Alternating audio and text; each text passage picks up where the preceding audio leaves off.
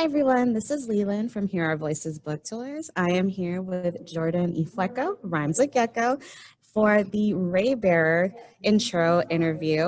And Raybearer comes out August 18th, so in a few days, stay tuned for that. And for those of you who don't know, Hear Our Voices is focused on putting Own Voices novels in the hands of Own Voices reviewers. We feel that it's important for reviewers in marginalized communities to read stories meant for them.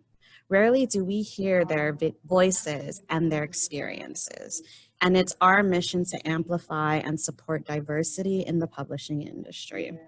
Our tours consist of Own Voices reviewers who have the opportunity to share their thoughts on stories that represent them. These discussions we hold with our authors provide another insight to the novel that we advocated to host for our readers. I am so excited to have this interview because this was the first book that I advocated for when Hear Our Voices started. So I just want to say thank you so much for giving our company the opportunity to represent you and Raybearer, especially because we were just coming into fruition ourselves. So you are the first. And I really appreciate you for that. So I just wanted to start off and say that. But yeah, all right. So thank you so much. I didn't know that. That's such an honor. yeah, no, I wanted to tell you personally, and please, yeah, it's just I was really, really happy that you guys gave us that chance. That meant so much to me. And I was like, I really hope they say yes, but it's okay because we didn't have anything planned yet. And honestly, you guys really took a leap of faith with that email. So I will just say thank you for believing in us. No problem. So yeah, to start, give us 5 things that you want your readers, our reviewers, to learn about you. Well, the first thing that comes to mind is a little more complicated, which is just that, I think a lot of diaspora or even just immigrant writers are hard to box or categorize. I think a majority white publishing industry always wishes to put people of color writers in particular in a box because it makes us easier to market. If you say like, this author writes West African fantasy, or this author writes about the Black experience, which is just, a ridiculous phrase in general because there are so many different kinds of Black people. But yeah, for me, for example, I was born and raised in Los Angeles, but both my parents immigrated from Nigeria. They're from 2 different tribes, Yoruba and Bini. And they themselves grew up in Nigeria when it was a British colony. So all of those influences play a role in my voice, right? Like there's the West African folklore that my parents grew up telling me. There's the British literature they had in the house because their education was colonized in British. So I read those. I grew up on like Charlotte Bronte and Jane Austen and things like that, and Shakespeare. There's also all the American media I grew up with in the 90s and early 2000s. That was when even YA literature just really took off, thanks to Twilight, basically. Like it's like that's what just launched it into this mass media money cow that everyone wanted a piece of.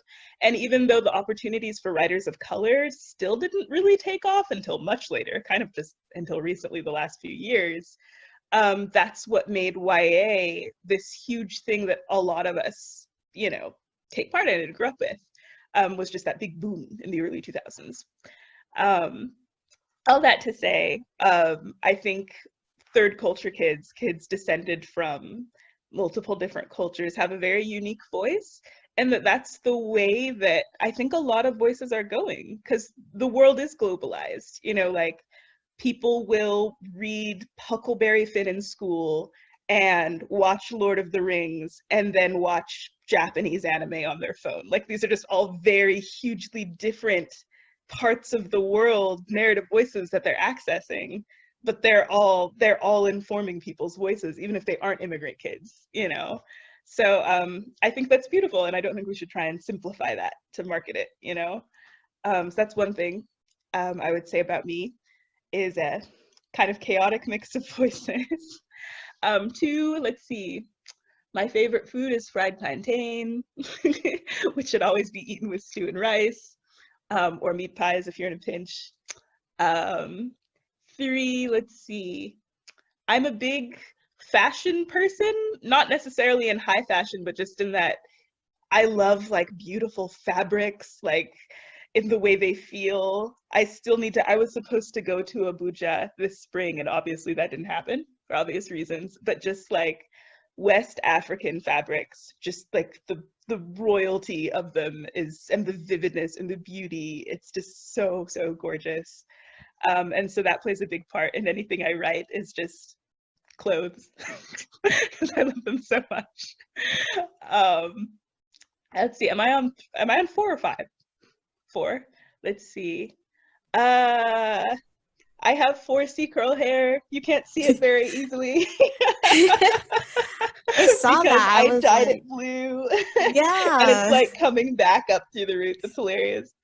But I guess that's an extended way of saying that Black aesthetics, like Black people embracing their natural beauty, is something that's really, really important to me. You'll see that in what I write. I'll talk like about broad noses and full lips and dark, dark skin and kinky, kinky hair, as if it's the most beautiful thing in the world, because I really think it is. You know, it's interesting because I grew up with such a weird beauty complex growing up in a predominantly white environment. And even then, even as I felt inadequate, I kind of knew that I was beautiful and that Black people were beautiful. It was kind of feeling like you were crazy and knowing something was gorgeous, but having everyone around you just ignore it. You know, it makes you feel like you're going crazy. Like, does no one see? Like, why are there no dark skinned girls on TV? Dark skin is kind of awesome. So yeah, that's something that's really important to me. And five, let's see. Oh gosh, this is so weird. Things I want people to know about me. Um, well, my favorite movie is Howl's Moving Castle. And I mentioned this in another interview. I think a Black Howl's Moving Castle retelling would be really cool. I think Yes. Howl is already really sexy, and he would be sexier with dreads or with locks, because I that's totally amazing. agree with that. Yeah, so those are five completely unrelated random things about me. No, I love it because it just really encompasses you as a person, and we got to learn different aspects about you. I definitely can see you being fashionable, like just like fashion detailed, especially with your author photos on your website. I was like, Oh, thank you. whoa, I love that dress. And I really love what you said about not putting these experiences and these writers and these books in a box, because one, that's super boring anyway. It's been played, like you said, in the 90s and 2000s. I'm a 90s baby, so Yeah, I same. remember that like that progress from like what I thought was really great YA books when I was younger, and then seeing it now and then rereading it, I'm like, wow, I had like a very low expectation, I guess. Like, Yeah. so I totally get that. I love that the publishing industry is still growing. It still needs to grow and still allow more authors of color to get involved, write their stories, and have more freedom to really, be able to tell their stories. So I'm glad that you touched on that. And I hope that nobody has asked you about how was it like growing up in Nigeria without, making sure that, that's not where you were born. But has that happened to you, honestly? Oh, yeah. But I mean, growing up in a predominant white environment, you get questions from kids like, did you grow up in a jungle? Do you have a pet lion? Just all the, and even when I explained, like, hey, like, yeah, I have family in Nigeria, but, I grew up here. And also, even though my parents grew up there, they saw lions in the zoo. They grew Yeah. up in cities like Lagos and Abuja and Port Harcourt. Like, it's just, please stop. Yeah. Hopefully one day, people can realize their ignorance and learn from it. And, I'm hoping those questions end up changing. Like growing up in Hawaii and going to DC for the first time, they would ask us too, like, do you live in grass shacks? Do you wear coconuts to school? Like, do you have internet? Have you heard of that? And, one, Hawaii is the 50th state, so we're not like a different country. Yeah. So I was really confused, like, we are in the same country. I have like Yeah. access to what you have. I just live on an island as opposed to continental US. So, but we can talk about that later. Sorry, I thought that was interesting and definitely something that people should be aware of, especially as allies. You know, Yeah. watch yourselves and just be aware of what you're asking and make sure that it's not coming off offensive, and do your research. So, yeah.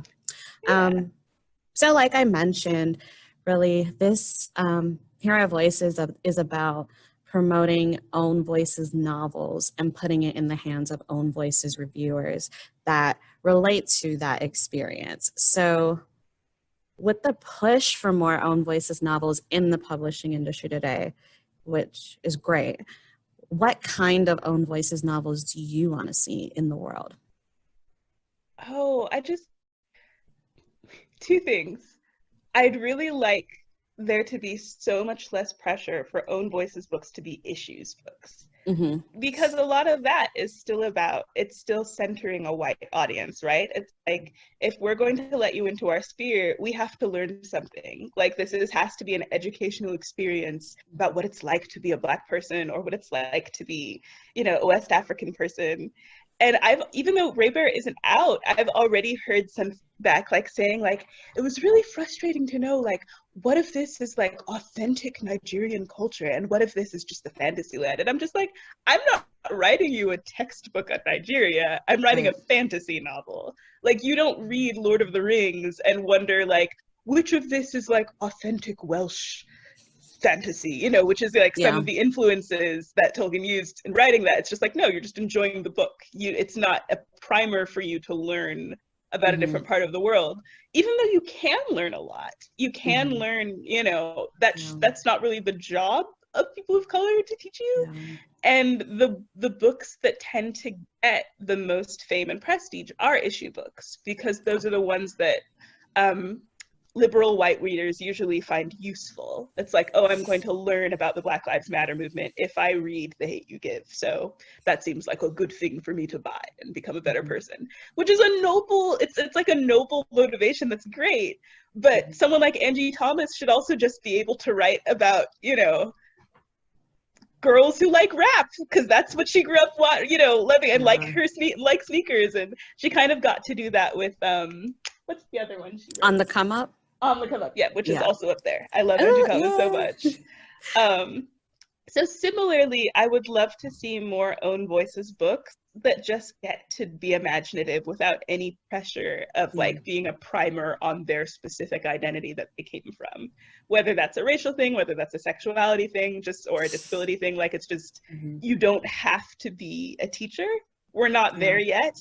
But I would love to see just like a completely frivolous book. Like, the only thing you're gonna learn from this is, how to thrift how to thrift a gown that's going to impress the boy next door, because that's the plot of this very frivolous book, something like that.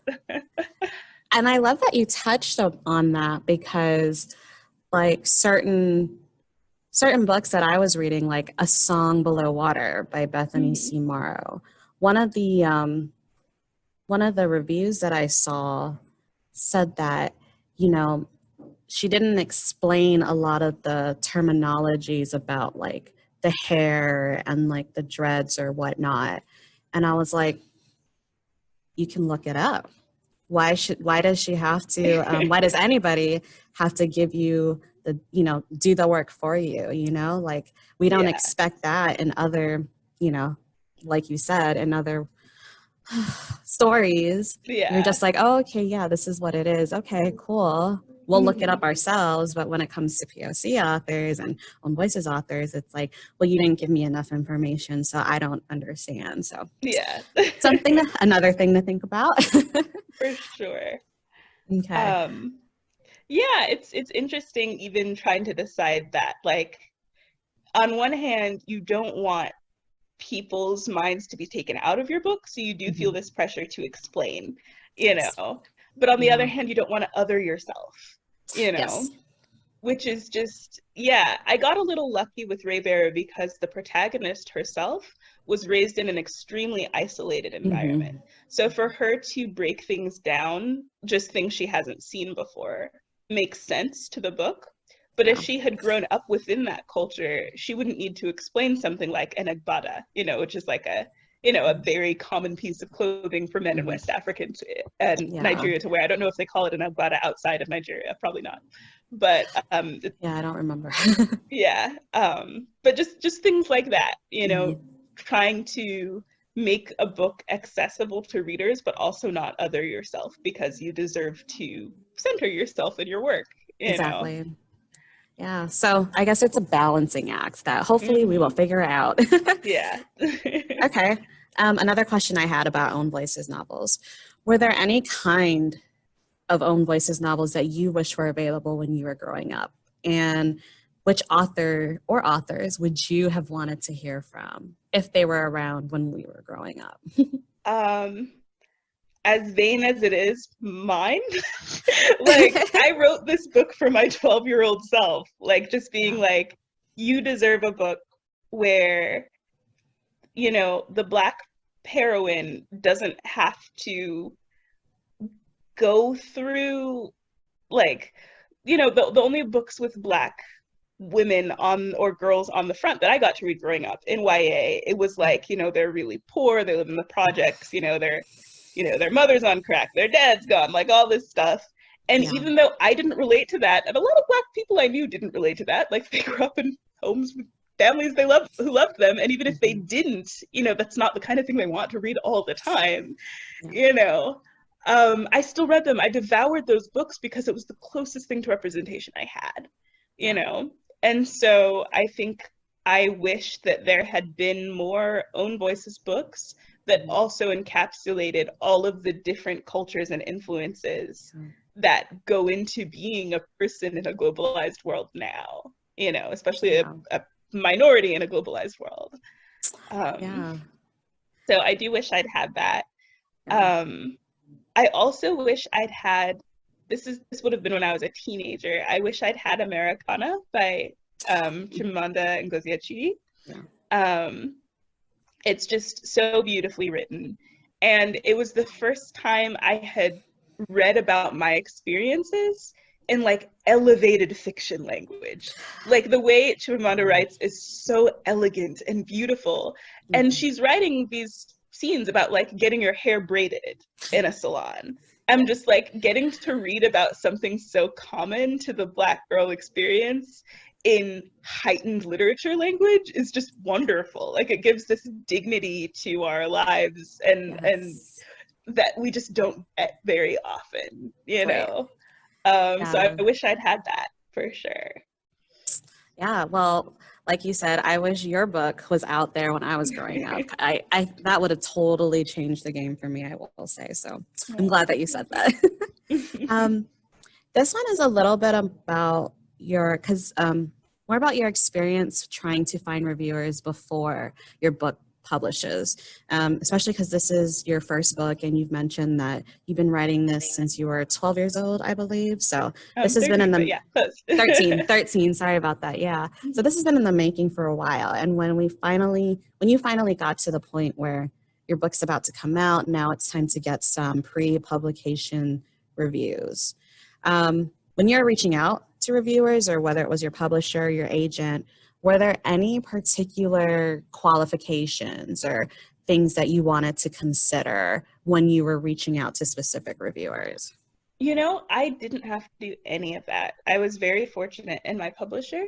My publisher, Amulet Books, which is an imprint of Abrams, has been extremely supportive. They did all of that. I kind of didn't lift a finger. They took care of the arcs. They sent it out. I'm not supposed to read reviews. I have. It's very bad. Most of them have been lovely and wonderful. The one thing that just kind of always irks me a little bit, I guess it's two things. One is when people act surprised that this novel is as good as a Western fantasy. There are people who literally will say that, and they think they're being so kind. They're like, I just didn't think I'd be able to relate to this book at all. Like, it's so foreign, but it was actually good. Like, just like that kind of thing. I'm just like, oh my gosh, are you serious? First of all, I sound like a Valley girl. Like, this is not a foreign experience to you. This is an American writing a book.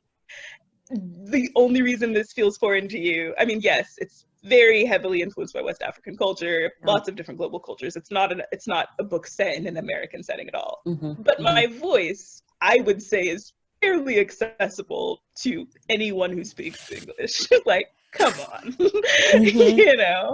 Like, I just find that they just come in with this expectation of it being foreign, and so I think they superimpose that onto the book. Even though, in terms of story structure and fairy tale tropes, it's something a lot of people have probably read before if they like epic fantasy, Right. Yeah. So that's frustrating. I think the other thing has less to do with me being Black or, West African, and just me being a YA author. Yeah. Like, people are so condescending to YA authors. It's so annoying. Like, I think that's the other thing I've seen in reviews before, is just it being like, I expected this book to basically be trash because it's YA and it's not serious, and instead they're just like, but it was so good. That's so cool. And I'm just like, thanks. Like, okay. Like, such a backhanded compliment. There has always been excellent YA. And there are excellent books and garbage books in every genre, like every single one. There's horrible fiction and horrible like mysteries, horrible literary fiction, and great literary fiction, and great mysteries, and horrible romance, and great romance. Like, that's just the nature of humans writing stuff. Yeah. So anyway. Clearly you can see I feel for you, because I can't hide my expressions very well. But yeah, I definitely feel for you. What are your personal thoughts on Own Voices novels and why they are important in the publishing industry? I think they're important because there's just a lot that you can't catch when you're writing from a perspective that like when you're writing from a background that isn't yours.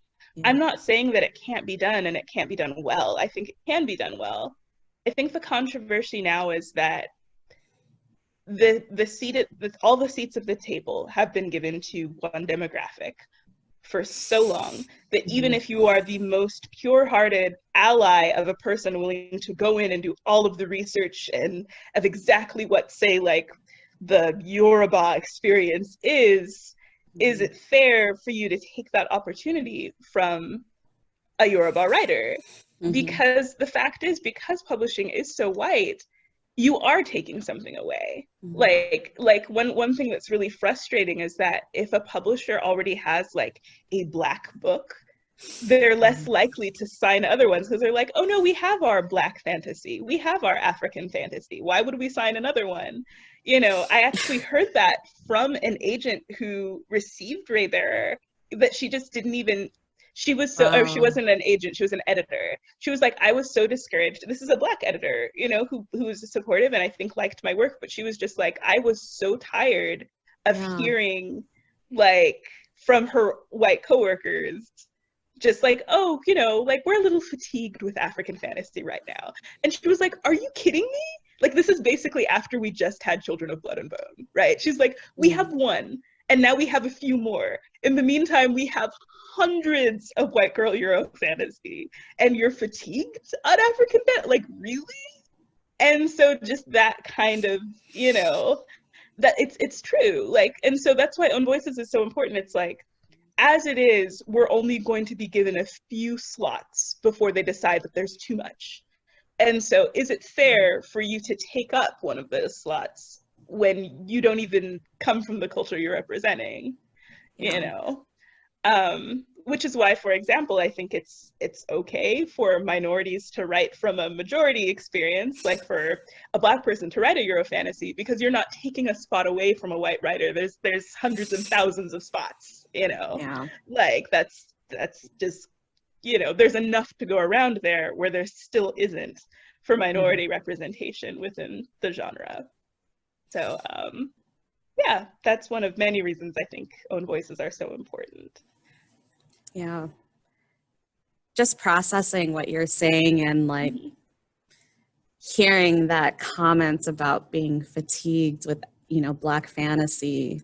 Yeah. But then, like you said, on the other foot, how many white fantasy novels are out there and you haven't been fatigued this whole time? It's really discouraging. And, I could, as an author, like if I was an author and I was trying to query my book, I would feel really discouraged hearing that. So how did you push through despite hearing that? And what kind of advice would you give aspiring own voices authors of color to, to have them be able to keep going despite hearing something that's really disheartening? Well, okay, so first of all, I was really lucky in that I didn't hear that. I didn't like someone like that editor, I think she's an agent now, actually posted about it on Twitter after I already had gotten my book deal and stuff. She was like, yeah, I got this, I received this book, this great book, and I was too discouraged to even show it to my coworkers because they'd already been so racist, So I was lucky enough in that I was shielded from learning. I mean, I already knew that's what would happen behind the scenes, but I didn't have it confirmed until after I already got a book deal, so it didn't sting as much because I'm just like, okay, but I still got mine, But I would say that I would have been way more discouraged if I'd heard it before when my agent still had it on sub, and I still was able to get a deal. There are still people out there who want your story. My team with Amulet at Abrams has been wonderful. They have never made me feel that way. And I think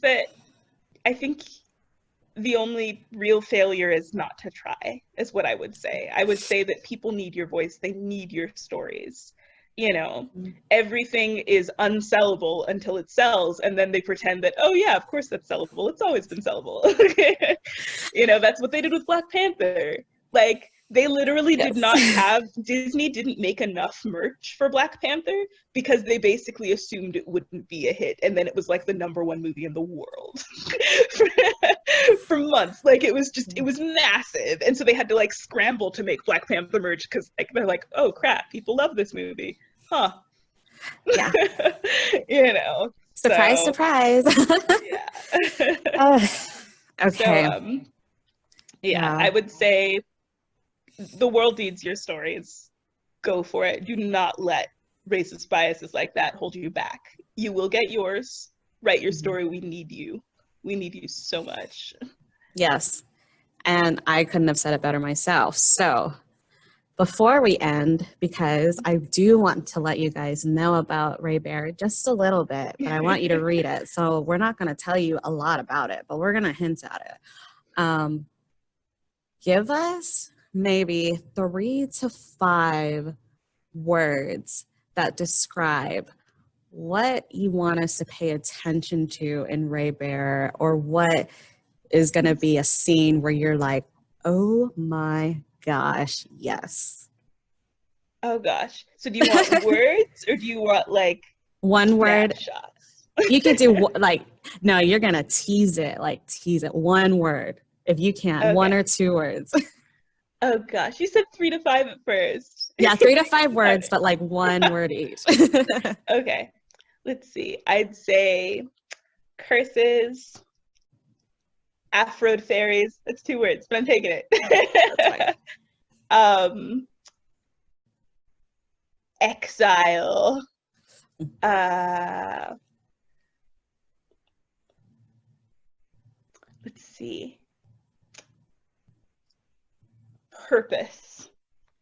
And I'm just going to say demons.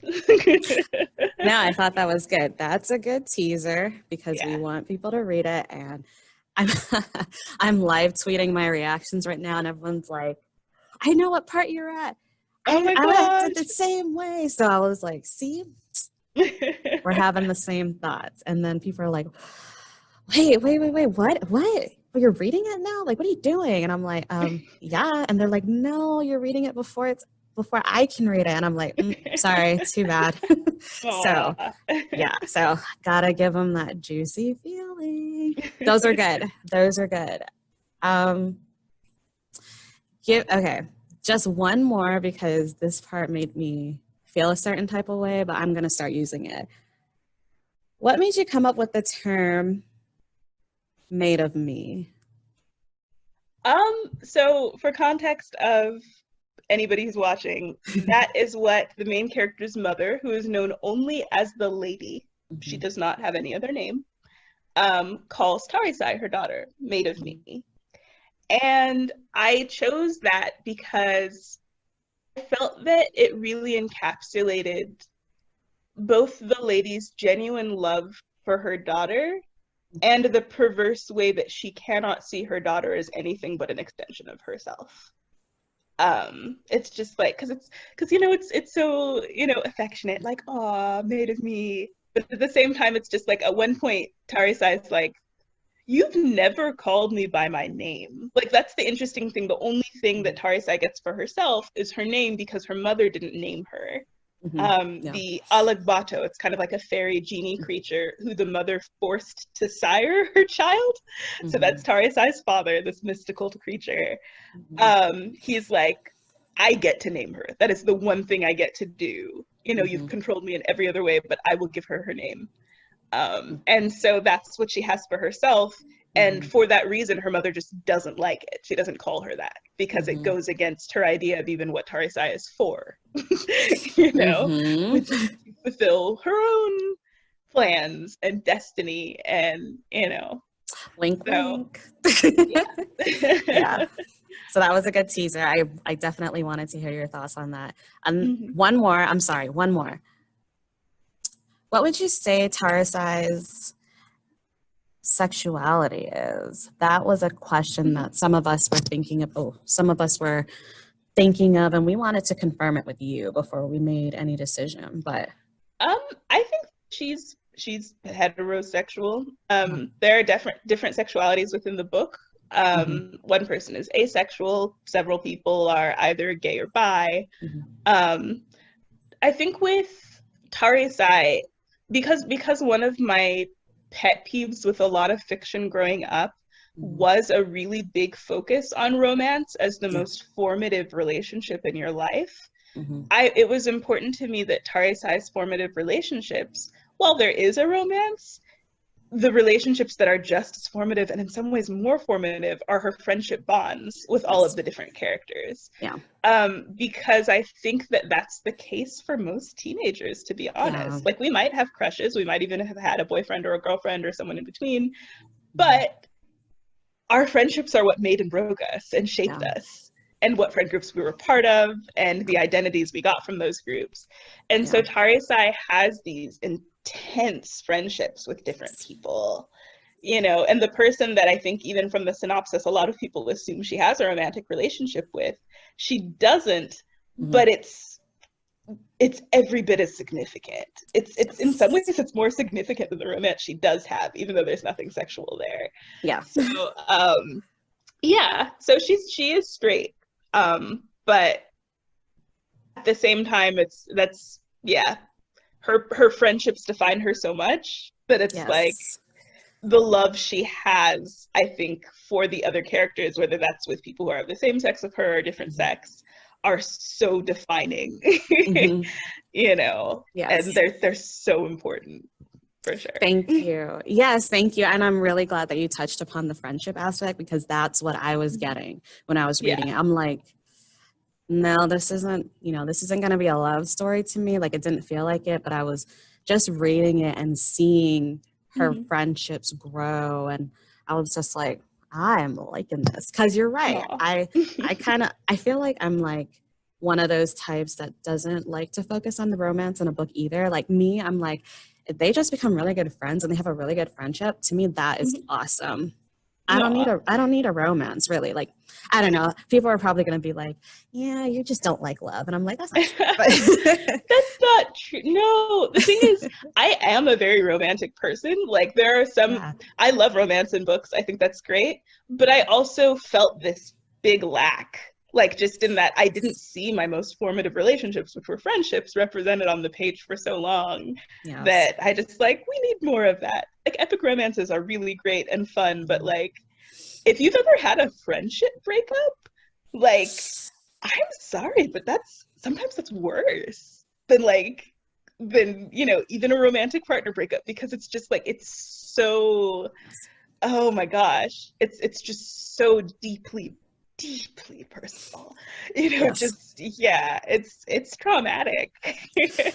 Yeah. So I agree with that. I definitely agree with that. So I'm going to mm, put a little point in here. If you ever had a friendship breakup, you tell us how you felt compared to a romantic breakup. I want to see something. yeah, I feel like even though both would be harrowing, I would need therapy for if like my best friend broke up with me Exactly. for like decades. I'd just be like, no, what did I do? What went wrong? Yeah. Like, just yeah. So this is, I'm sorry, we're going off track. But do No, any no. of you guys remember when Bumble, like the dating app, also had a side to it where it was like a friendship app? Where it Yes, was because like I you tried to use it. me too. And let me tell you, when people you just want to be friends with, for me it was other women, Mhm, because mhm. I only dated men. I have a husband. But Yeah. for women, it was like when a woman swiped left on you, it was just like, oh Like, you my, want to be my friend?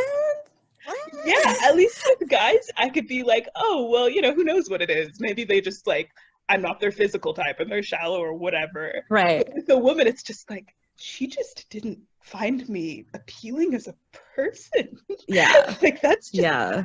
devastating. But anyway, No, I feel that. I feel that. So, yeah. ladies, women friendships, we stay on it. So, get on Oh my gosh, it. yes. Well, I just want to thank you again so much for your time with us. Again, the book is called Raybearer. It is the first in the series, and it comes out August 18th. So a few days, get ready, take some pre-orders. I already pre-ordered mine, even though I'm reading the ARC, but I'm going to have it. So Yay. I'm so excited to get my actual finished copy. And be sure to follow along with this tour for amazing reviews, creative content by our Own Voices reviewers. They've created some really amazing content that you don't want to miss. There's fan art, playlists, Dreamcast, Yay. Own Voices reflections, reading journal spreads. The creativeness of our host is amazing. So be sure to check that out. And we are going to link the tour down in the description box below. And have a great day, everybody. And thank you again, Jordan, for being here. I hope you have a good day. Thank And you so I, much. you're welcome. I can't wait for you to see everything that we have. Thank you. I'm really excited. You guys, I already know Yeah, you'll do a phenomenal job. thank you. Bye, everybody. See you next time. Bye.